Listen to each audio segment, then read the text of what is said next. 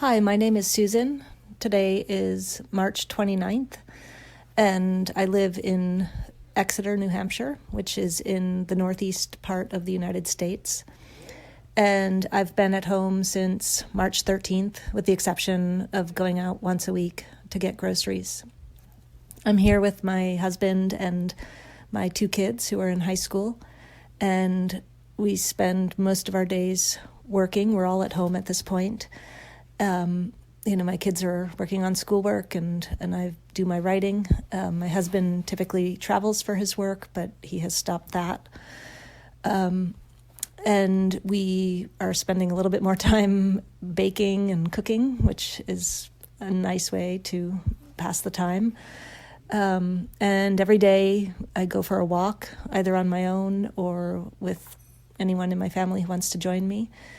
I'm very fortunate because I live in a rural area where there are a lot of woods and trails, and so there's a lot of space outside where you can go and get some fresh air and not have to encounter anyone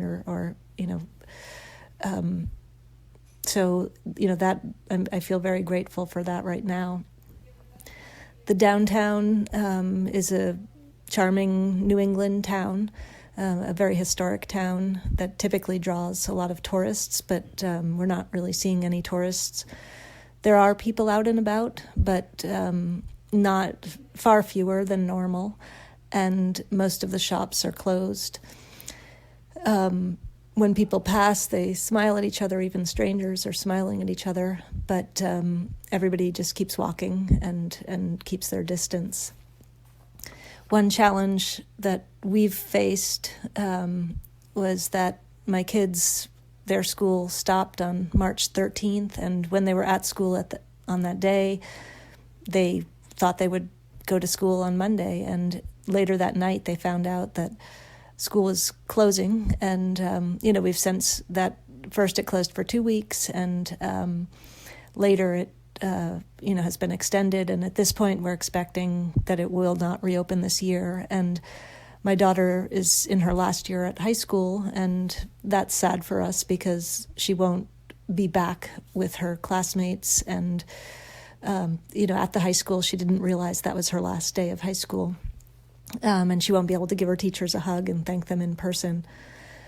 We're very grateful that the school has since sent us a letter saying that they have no idea when they will have high school graduation, but they will have it at some point. So even if that needs to be a year from now, they will do it at some point. So we're glad.